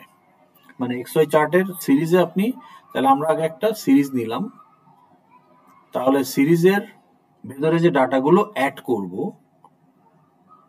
সেই ডাটা ইনস্ট্যান্সের জেনেরিক গুলো আমরা বলে দিলাম যে এই সিরিজে, সিরিজ ওয়ানে যে ডাটা ইনস্ট্যান্স গুলো আসবে সেই ডাটা ইনস্ট্যান্সের এক্স অ্যাক্সিসে থাকবে স্ট্রিং, ওয়াই অ্যাক্সিসে থাকবে নাম্বার। তাহলে আমরা সিরিজটাকে ইনস্ট্যান্সিয়েট করে ফেললাম, new series. Okay, X Y চার্টের সিরিজ, নিউ এক্স ওয়াই চার্টের সিরিজ। এখন আমি যদি এটাকে ইন্ডিভিজুয়ালি দেখাই, আপনাকে ইন্ডিভিজুয়ালি যদি দেখাই মানে ফেক ডাটা দিয়ে, তাহলে জিনিসটা কেমন হবে দেখতে। এখানে দেখেন, তাহলে এই যে আমরা এখানে একটা প্রথমে আমার এই যে লাইন চার্ট, তাহলে লাইন চার্ট আমি, এটা আমার এফএক্স আইডি লাইন চার্টের। ওকে, টেবিল ভিতরে যেমন বলে দেন টেবিলের রো কি হবে, সেরকম আপনার পাই চার্টে বলে দিতে হবে যে এখানে কি হবে, পাই চার্ট ডাটা হবে। এখানে আপনি বলে দিচ্ছেন যে সিরিজ যেটা ঢুকবে লাইন চার্টে সেই সিরিজের এলিমেন্ট গুলো হবে স্ট্রিং কমা নাম্বার। ওকে, ভালো কথা। তো এখন আমরা আমাদের এই গেট ডাটা আমাকে অবজারভেবল লিস্ট দিবে, observable list of what, series. তাহলে এখন ক্লিয়ার করে নিলে দেয়ার ইজ নো সিরিজ। এখন আমি সিরিজ ক্রিয়েট করব। তাহলে আমি প্রথমে একটা সিরিজ ইনস্ট্যান্সিয়েট করছি, series 1, okay, equal to new series X Y চার্টের সিরিজ। এখন আপনি এই সিরিজ যখন রেডি হয়ে গেল, সিরিজে আপনি এখন সিরিজের ভেতরেও কিন্তু আবার একটা অবজারভেবল লিস্ট আছে। তাইলে আপনার চার্টের ভেতরে একটা অবজারভেবল লিস্ট আছে, অবজারভেবল লিস্ট অফ সিরিজ, আর series represent a database, so each series has its own internal observable list. এইখানে আপনি অ্যাড করবেন এক্সওয়াই চার্টের ডাটা ইনস্ট্যান্স। তাহলে আপনি সিরিজের যে জেনেরিক টাইপ দিয়েছিলেন স্ট্রিং কমা নাম্বার, এখানেও আপনি তাই দিবেন। এই যে জানুয়ারি মাসে 200,000, ফেব্রুয়ারি মাসে 500,000। তাহলে এইভাবে আপনি 4 মাসে আপনি দিয়েছেন। সিরিজ একটা নাম দিতে পারেন, pay 1 to supplier 1, okay, payment to supplier 2, payment to supplier 3। তাহলে আপনার এই পেমেন্ট, মান্থলি পেমেন্ট আপনি বের করছেন, but not on one data set, monthly payment for last 4 months, quarterly monthly payment, মানে 4 মাসের। তাহলে ফার্স্ট কোয়ার্টারের মান্থলি পেমেন্ট, এটা হচ্ছে আপনার রিপোর্টের requirement, generate first quarterly monthly payment to suppliers. তাহলে আপনার যদি 3টা সাপ্লায়ার থাকে, তাহলে আপনি এইভাবে 3টা সিরিজ তৈরি করবেন, একটা ফর সাপ্লায়ার 1 এর জন্য, সাপ্লায়ার 2 এর জন্য, সাপ্লায়ার 3 এর জন্য। তাহলে এই সিরিজের যে অবজারভেবল লিস্ট, সিরিজের গেট ডাটা আমাকে অবজারভেবল লিস্ট দিবে। অবজারভেবল লিস্টের নাম হচ্ছে ডাটা, যেহেতু গেটারের নাম গেট ডাটা, তাহলে সিরিজের ভিতরে যে অবজারভেবল লিস্ট ওটার নাম গেট ডাটা, আর চার্টের ভিতরে যে সিরিজের অবজারভেবল লিস্ট ওটার নামও ডাটা। তো 2 জায়গাতেই গেট ডাটা। কম্বো বক্সের যে অবজারভেবল লিস্ট ওটার নাম হচ্ছে আইটেম, ওই জন্য আমরা বলি গেট আইটেমস। টেবিল ভিউ এর ভিতরে যে অবজারভেবল লিস্ট ওটার নামও আইটেম, ওই জন্য টেবিল ভিউ এর ক্ষেত্রে আমরা বলি গেট আইটেমস। বুঝতে পারছেন জিনিসগুলো? Yes sir. তাহলে এভাবে আমাকে ডাটা ইনস্ট্যান্স গুলো অ্যাড করতে হবে, not directly to the chart, যেটা পাই চার্টে করেছিলাম, the series. And once you populate the series, তাহলে আপনার ডাটা সেট গুলো এখন রেডি। তাহলে যে series 1, series 2, series 3 data set গুলো রেডি। এখন চার্টের অবজারভেবল লিস্ট হচ্ছে সিরিজের অবজারভেবল লিস্ট, ওইখানে আপনি সিরিজ গুলো অ্যাড করবেন। একটা একটা করে করতে পারেন ইউজিং অ্যাড মেথড, একসাথে অ্যাড অল দিয়েও করা যাবে। বোঝা গেল? Yes sir. ওকে, এখন স্যার এইসব আমরা স্যার এক্সকিউজ মি স্যার, বলেন। স্যার আমরা চার্টের মধ্যে সবগুলো একসাথে যতগুলো সিরিজ করলাম একসাথে মানে ইনসার্ট করলাম সব ইয়েগুলো সাথে সাথে চার্টের হয়ে যাবে, অবজারভেবল। Yes sir. অবজারভেবল মানে কি? অবজারভেবল মানে হলো আপনার যে ভেতরে যে অ্যারে লিস্ট গুলো আছে, অ্যারে লিস্টের কন্টেন্ট যখনই চেঞ্জ হবে অ্যাকর্ডিংলি ভিউটা আপডেট হয়ে যাবে। তাহলে আপনি যখনই আপনার সিরিজ, একটা সিরিজও নাই, কিন্তু যখনই আপনি 3টা সিরিজ দিয়ে দিলেন which already contains data instance, তাহলে অ্যাকর্ডিংলি অটোমেটিক আপনার ভিউ আপডেট হবে, অর্থাৎ লাইনগুলো বা বার চার্টের ক্ষেত্রে বারগুলো চলে আসবে। ওইটার জন্য আমাদের এক্সট্রা কিছু করতে হবে না, কারণ এই অবজারভেবল লিস্টগুলো হচ্ছে মানে অবজারভেবল, আমার এই যে কন্টেন্ট গুলো অবজারভেবল। দ্যাটস ওয়াই আমার এই ভেতরের কালেকশনটা টাইপ অ্যারে লিস্ট না, অবজারভেবল লিস্ট। এবং আমরা জানি এটা একটা ইন্টারফেস যেখানে লিসনার মেথড থাকে টু অবজার্ভ, এবং সেই মেথডগুলো আমার যে স্পেশাল অ্যারে লিস্ট ইমপ্লিমেন্ট করে। তো আমি নতুন করে অ্যারে লিস্ট তো বানাচ্ছি না, আমি গেটার দিয়ে বের করে ভেতরে যেটা আছে ওইটার মধ্যে অ্যাড করে দিচ্ছি। তাহলে বানাতেও পারতাম, তখন আবার সেট দিয়ে করতে হতো, যেটা আমরা পাই চার্টে করছি। খেয়াল করছেন? আপনি গেটার দিয়ে ভেতরেরটা বের করে সেটাতে অ্যাড করতে পারেন, অথবা পাই চার্টে আমরা যেটা করেছি সেভাবেও করতে পারেন, যে আমরা একটা নিজেদের অবজারভেবল লিস্টকে ইনস্ট্যান্টিয়েট, মানে অবজারভেবল লিস্ট হ্যান্ডেলে একটা অবজারভেবল অ্যারে লিস্ট নিতে হবে, নর্মাল অ্যারে লিস্ট না। তাহলে এই যে আমার এফএক্স কালেকশন ডট, এটা আমরা দেখেছি অলরেডি, যে এফএক্স কালেকশন ক্লাসের স্ট্যাটিক মেথড সেই ইমপ্লিমেন্টিং অ্যারে লিস্ট ক্লাস তৈরি করে তার ইনস্ট্যান্স রিটার্ন করে। তো এইভাবে আমরা একটা নিয়ে সেটাকে পপুলেট করে আমরা দিন শেষে ভেতরে অ্যারে লিস্টটাকে রিপ্লেস করে দিতে পারি উইথ আওয়ার অ্যারে লিস্ট, কারণ টাইপ একই। সেটা আপনি করতে পারেন। আর যদি এটা ডিক্লেয়ার করতে না চান, সেক্ষেত্রে আপনি গেট ডাটা দিয়ে বের করে এনে অ্যাড করতে হবে, গেট ডাটা ডট অ্যাড। আর যদি অ্যাড অল একবারে থাকে তাহলে অ্যাড অল দিয়েও দিতে পারেন। So that's what we are doing here, যে আমরা নিজেদের সিরিজ তৈরি করে নিচ্ছি, মানে নিজেদের সিরিজ তৈরি করে নিয়ে সেই সিরিজগুলো আমরা যে ওই লাইন চার্টের ভেতরে যে অবজারভেবল লিস্ট আছে সেটাকে ইউজ করছি টু অ্যাড আওয়ার সিরিজ। না হলে এটা যদি না করতাম তাহলে আমাকে একটা এই সিরিজের অবজারভেবল লিস্ট তৈরি করতে হতো, তারপরে সেইটাতে আমার এই সিরিজগুলো ঢোকাতে হতো, তারপরে সেট ডাটা আমার নিজের সিরিজ, মানে নিজের অবজারভেবল লিস্ট অফ সিরিজ, সেটা দিতে হতো। দুইভাবেই পসিবল। ওকে, তাহলে এটা কি বুঝতে পারছেন? ওকে, তো এখন আপনাদের এটা নিজেরা করবেন, কারণ সবকিছু তো আর স্পুন ফুডিং করে দিলে আপনার নিজের লার্নিংটা হবে না, বাট প্রসেসটা আমি বলে দিলাম। তাহলে এখানে দেখেন, এখানে পাই চার্টেরটা এটা আমি অলরেডি করে রেখেছি, যদিও with fake data, but actual data দিয়ে আপনি কিভাবে কাউন্ট বের করবেন সেটা আমি ডিসকাস করে দিলাম, নিজের এটা ইমপ্লিমেন্ট করবেন। ওকে, না পারলে কখনো আমাকে জিজ্ঞেস করেন, আমি তো অ্যাভেলেবল আছি, নো প্রবলেম। বাট আপনাকে কিছু চ্যালেঞ্জ মানে ট্রাই করতে হবে, নাহলে তো আপনার গ্রোথ হবে না, বুঝেন না? এসব আমি করে দিলে তো আপনি নিজে তখন আপনি প্যাটার্ন মুখস্থ করবেন, কিন্তু এখন আপনাকে আমি বলে দিলাম কিভাবে ডটগুলো কানেক্ট করতে হবে। You implement yourself. আটকে গেলে সেটা নিয়ে আমার সাথে ডিসকাস করতে পারেন, মানে ক্লাস তো আর হবে না, এমনি অফ টাইমে যখন আইবিতে আসেন ইউ ক্যান ডিসকাস। তাহলে এটা আমাদের জন্য করছে, আমারটা ফেক ডাটা। আপনি যেটা করবেন এটাকে এক্সারসাইজ হিসেবে নেন, এটাকে আপনি রিপ্লেস করবেন উইথ ইউর অ্যাকচুয়াল ডেটা। তার মানে আমরা যে এখানে ইউজার ক্রিয়েট করছি অ্যাডমিনে, অ্যাড নিউ ইউজার, এইখানে ডিপেন্ডিং অন দ্য টাইপ আমি এক্সট্রা ফিল্ডগুলো দিচ্ছি, এটা স্টুডেন্টের জন্য, আর যদি আমার ফ্যাকাল্টি হয় তাহলে ফ্যাকাল্টি ট্যাবটা অ্যাক্টিভ হবে তখন ফ্যাকাল্টির জন্য, বা যদি অ্যাকাউন্টেন্ট হয় তাহলে অ্যাকাউন্টেন্ট ট্যাবটা অ্যাক্টিভ হবে, এখানে আপনি অ্যাড করবেন। তাহলে এইভাবে আমার যে কয়টা সাবটাইপ সেগুলোতে গিয়ে আমি যখন বলতেছি তখন আমার যেহেতু ইউজার টিম স্টুডেন্ট, তাহলে স্টুডেন্ট ডট বিনে অ্যাপেন্ড হবে এইটা আফটার ভ্যালিডেশন, মানে আইডি টাইডি ইউনিক আছে ইত্যাদি, ID 7 digit what okay, I hope you understand now. তাহলে ওইভাবে আপনি বিন ফাইল তৈরি করবেন, ওকে, অ্যাপেন্ড করে। তার মানে অবজেক্ট আউটপুট স্ট্রিম তো আপনার লাগবেই, লাইব্রেরি আপনার একটা সাব ক্লাস বানাতে হবে অ্যাপেন্ডেবল অবজেক্ট স্ট্রিম, যেখানে আপনি ওই যে রাইট স্ট্রিম হেডারটাকে ওভাররাইট করবেন উইথ এমটি বডি, এটা আমরা অলরেডি জানি। তো ওইভাবে আপনি ফাইল ক্রিয়েট করবেন। তারপরে আপনি যখন এখানে এই ফাইলগুলো যখন ক্রিয়েট হয়ে যাবে, এই বাটনটা আপনাকে ইমপ্লিমেন্ট করতে হবে। এই বাটনে হ্যান্ডলার মেথড খালি আছে, এখানে আপনাকে কোড লিখতে হবে, হ্যাঁ, যে এটাকে ট্রেস করে কোন ফাইলে আপনি অ্যাপেন্ড করবেন সেই ডিসিশনটা নিতে হবে।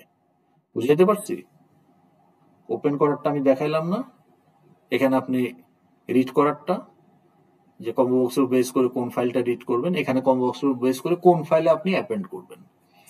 তো অ্যাপেন্ড হয়ে গেল, তাহলে আপনার ফাইলগুলো এখন ready, faculty dot bin, student dot bin বা আরো যেগুলো আছে। এখন আপনি এখানে গিয়ে যখন রেজিস্টার এখানে গিয়ে জেন্ডার রেশিও চার্ট তৈরি করবেন, তখন আপনি যখন এখানে ক্লিক করবেন তখন অ্যাকচুয়াল ফাইল থেকে ডাটা এনে চার্ট রেন্ডার করবেন। এটা আপনার এক্সারসাইজ 1, ঠিক আছে?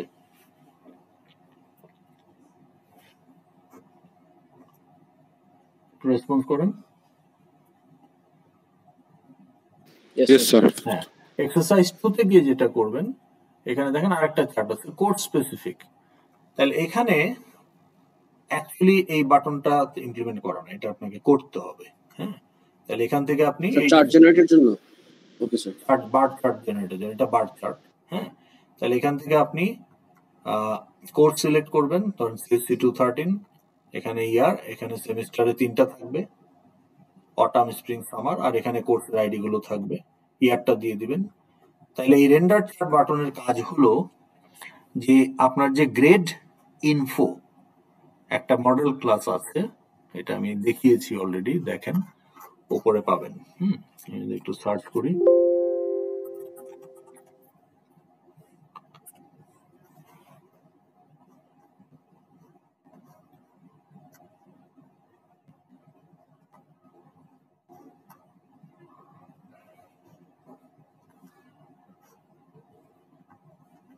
না এত পরে না, নিচের দিকেই থাকবে কোথাও।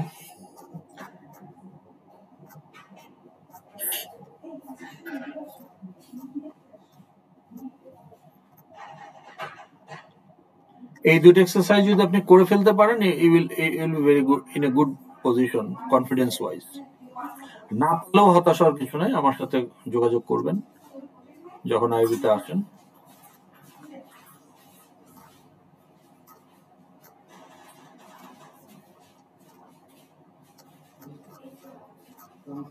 নিচের দিকে থাকবে, নিচের দিকে উঠি। স্যার আমাদের টিউসডে তো ক্লাস হবে না, তাই না স্যার? না, দরকার নাই, আমাদের তো হয়ে গেল। আর পিডিএফ একটা ক্লাসে হবে না, এটার জন্য দরকার হলে আমি একটা ভিডিও তৈরি করে ইউটিউবে দিয়ে দেবো, যে how to generate PDF from your project, ওটা দেখলেই হবে। হ্যাঁ, এত প্রেশার নিয়ে লাভ নাই, ওটা আমি ভিডিও করে দিয়ে দিব, তাহলে আপনাদের জন্য এটা ইজি হবে। আচ্ছা, একটা ক্লাস দেখেন তো, এখানে একটা ক্লাস তৈরি করা থাকবে, গ্রেড ইনফো এই টাইপের কিছু একটা।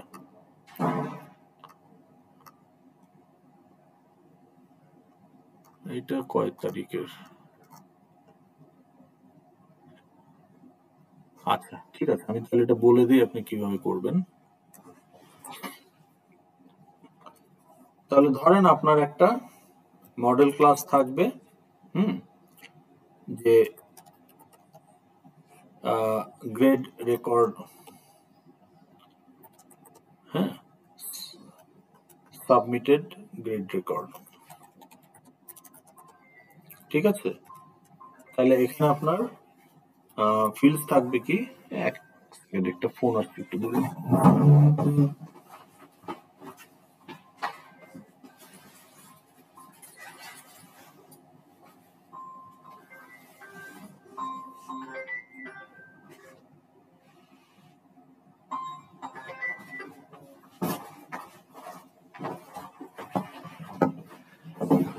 তো এখানে আপনার কিছু ইনফরমেশন থাকবে, তাহলে এখানে স্টুডেন্ট আইডি থাকবে,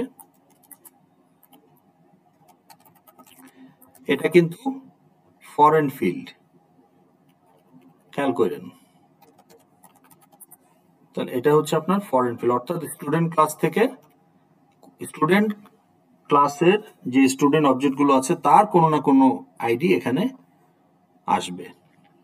হ্যাঁ, আপনার স্টুডেন্ট ক্লাসের কোনো অবজেক্টের আইডি নাই ওই নামে, কিন্তু এখানে দিয়ে দিলেন, তাহলে কিন্তু হবে না, সেটা foreign field. I hope you understand, recall now. তো এখন আপনি এই কোন কোর্সটার জন্য দিলেন, তাহলে আপনি বলবেন যে course ID string, course ID, ভালো কথা। তারপরে একই কোর্স আইডি তো অনেক সেমিস্টারে হয়, কোন সেমিস্টার এটাও তো লাগবে, তাই না? তাইলে সেমিস্টারও যেহেতু একটা স্ট্রিং, সেমিস্টার, তারপরে লাগবে আপনার ইয়ার, কোন ইয়ারের কোন সেমিস্টার, কোন কোর্স আইডি।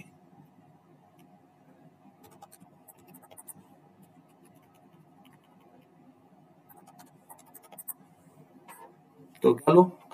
এখন আপনার সেকশন নাম্বারটাও লাগবে, ইন্ট কমা সেকশন নাম্বার।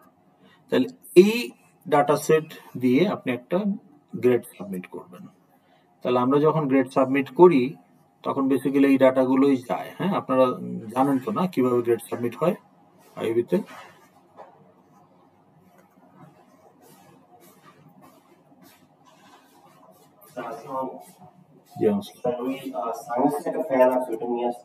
হ্যাঁ, কিসের ফ্যান? ওখানে রাখবেন, হ্যাঁ নিয়ে আসেন।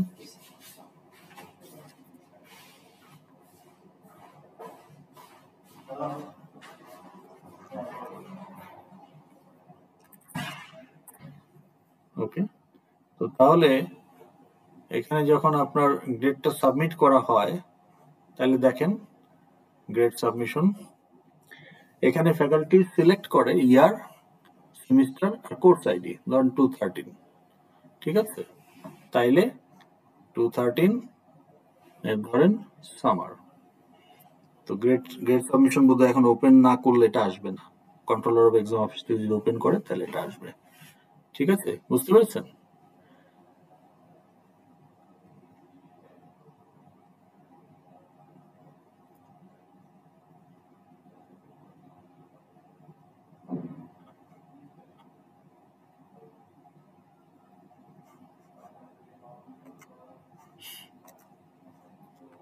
আরেকবার দিই।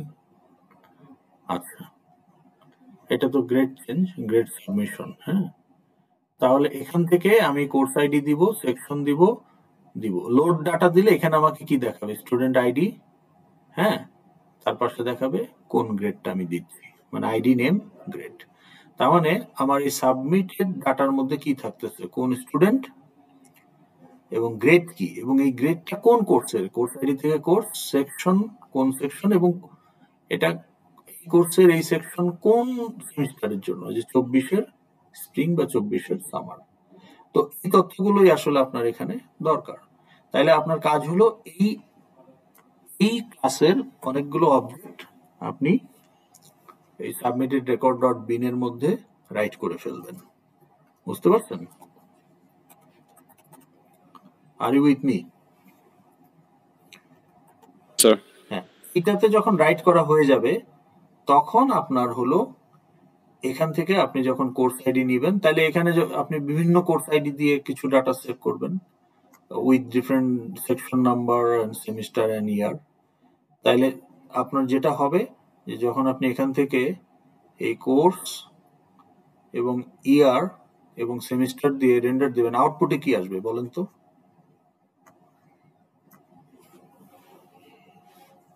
এটা একটা বার চার্ট। তাইলে বার চার্টের টাইটেল কি? Course specific sir withdrawal chart. তার মানে আমাকে এখানে এই যে কোর্স স্পেসিফিক, তার মানে আমি যে কোর্সটা সিলেক্ট করছি যে সেমিস্টারের জন্য ওই কোর্সের উইথড্র চার্ট দেখাবে। তাহলে উইথড্র চার্টের এক্স ক্যাটাগরি অ্যাক্সিস আমরা কি রেখেছি দেখেন, ক্যাটাগরি অ্যাক্সিস মানে এক্স অ্যাক্সিস, ওখানে কি আছে?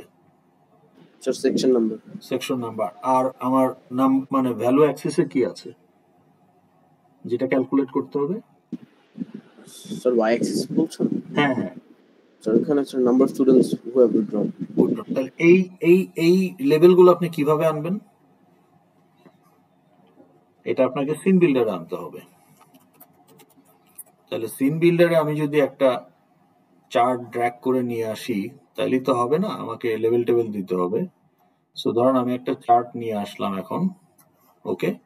তাহলে আমি একটা বার চার্ট বা লাইন চার্ট যদি নিয়ে আসি, এই যে এটা টাইটেল কোথায় দিব? এই চার্ট সিলেক্ট করে চার্টের টাইটেলে দিতে হবে, তাই না? টাইটেল অফ দ্য চার্ট, এই যে দেখেন টাইটেল চলে আসছে। এখন এখানে হায়ারার্কিতে গিয়ে দেখবেন যে ক্যাটাগরি অ্যাক্সিস আর নাম্বার অ্যাক্সিস মানে ভ্যালু, ওয়াই অ্যাক্সিস হচ্ছে আপনার ভ্যালু, আর ক্যাটাগরি অ্যাক্সিসে গিয়ে এখন এই ক্যাটাগরি অ্যাক্সিসের লেভেলে আপনাকে এখানে বলতে হবে এই যে এখানে নাম্বার অফ সেকশন,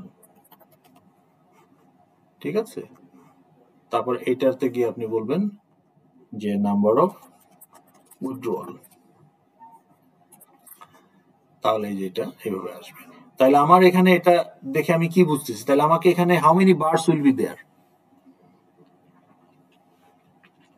কয়টা বার থাকবে?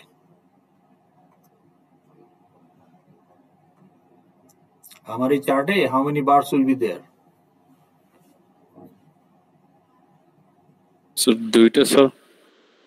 কি করে বুঝলেন আপনি? না স্যার, কয়টা? এটা কেন হবে স্যার? কয়টা হবে? স্যার বার তো হবে sir depending on the number of sections আমরা মানে। গুড, তাহলে ওটা আপনি বের করবেন। তাহলে ডাটা ইনস্ট্যান্স কয়টা হবে? 5টা। জি স্যার। তাহলে আপনি আগে দেখতে হবে যে এই কোর্সের এই বছরের এই সেমিস্টারে কয়টা সেকশন আছে, সেই কয়টা ডাটা ইনস্ট্যান্স। তাহলে সেইটা আপনি কোথায় পাবেন? সেটা আপনার ওই যে head of the department offer course, তাহলে এই যে অফার্ড কোর্স ডট বিন ওইখানে পাবেন। তাহলে যে আপনার অফার্ড কোর্স ডট বিন আর একটা ফাইল আছে, এই হেড যখন সাবমিট করবে কোর্স অফার করবে, এটা আমি ডিজাইন করি নাই বাট জাস্ট দেওয়া। তাহলে এখানে দিলে আপনার আরেকটা এফএক্সএমএল এ ডিজাইন করতে হবে যে কোর্স অফারিং এর ইনপুট গুলো, সেটা কি যে কোন কোর্স, সেকশন নাম্বার কত, কোন ক্লাসরুমে হবে, টাইম কত, ST9W না AR, কোন ফ্যাকাল্টি নেবে সেই ফ্যাকাল্টির আইডি, ক্যাপাসিটি কত, এই যে এই সমস্ত বেসিক ইনফরমেশন গুলো তখনই অফার্ড কোর্সের মধ্যে থাকবে। তাহলে আপনার আরেকটা ক্লাস থাকবে অফার্ড কোর্স। হ্যাঁ, এই অফার্ড কোর্সে আপনি কিন্তু অ্যাকচুয়ালি এখানে ফিল্ড হিসেবে রাখতে পারেন যে কোর্স আইডি, এটা কিন্তু foreign field, course ID is your foreign field, ঠিক আছে?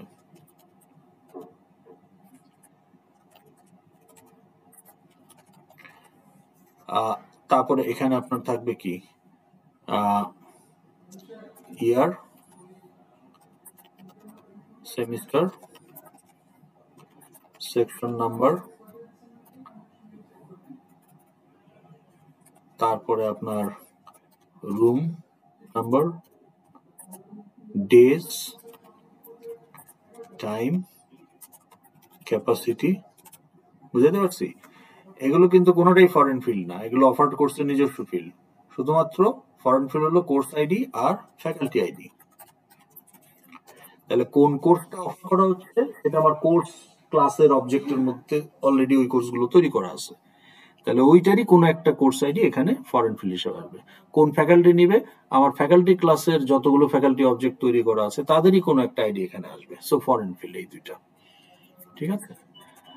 এইখান থেকে আপনাকে এখন দেখতে হবে যে এই ইয়ারের, এই সেমিস্টারের, এই কোর্স আইডি, এই তিনটা গেটার দিয়ে দেখতে হবে যে সেকশন নাম্বার কত। তাইলে এই ফাইলটা আপনাকে আগে খুঁজতে হবে, যে অফার্ড কোর্স ডট বিন, এটাকে আগে খুঁজতে হবে। হ্যাঁ, অফার্ড কোর্স ডট বিনটাকে খুঁজে, তাইলে অফার্ড ডট বিন এখানে আপনাকে খুঁজতে হবে। হ্যাঁ, to find how many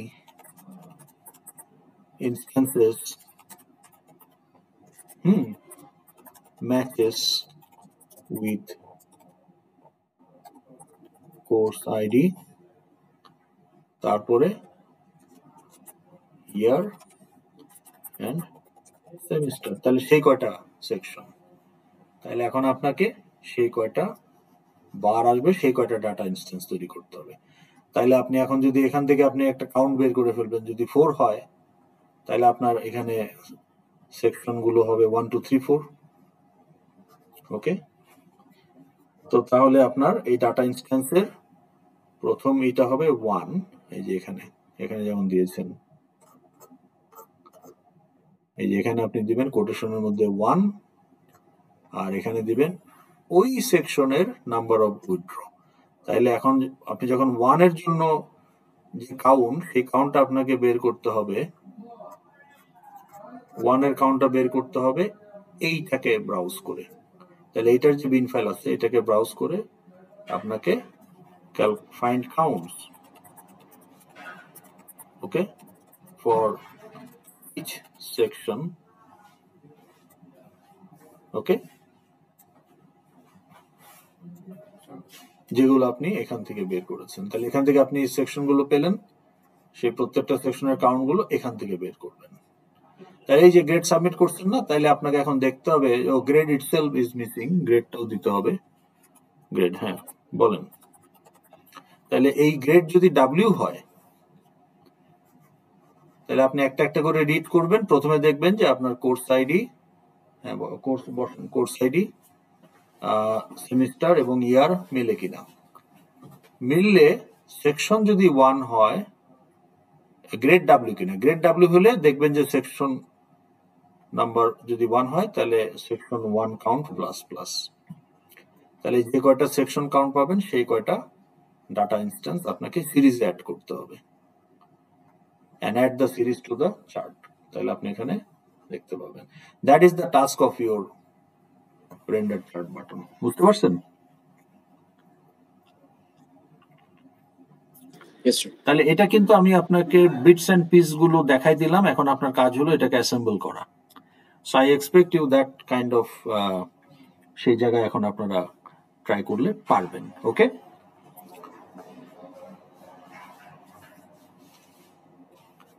তাহলে উইথ দ্যাট নোট আমরা শেষ করি। আর আপনাদের যদি কোনো ইমপ্লিমেন্টেশনের প্রবলেম ফেস করেন ওইখানে রাখেন, তাহলে আমাকে, আমি তো অফিসে আসি, তাহলে ওইভাবে। কোথায় রাখতে বলছে আপনাকে? ওখানে থাকে, ওই যে এনভেলপটা আছে না ওই জায়গাটায় থাকে, ওখানে রেখে দরকার হলে প্লাগটা লাগাই দেন। ওকে, তাহলে উইথ দ্যাট নোট আমরা শেষ করছি।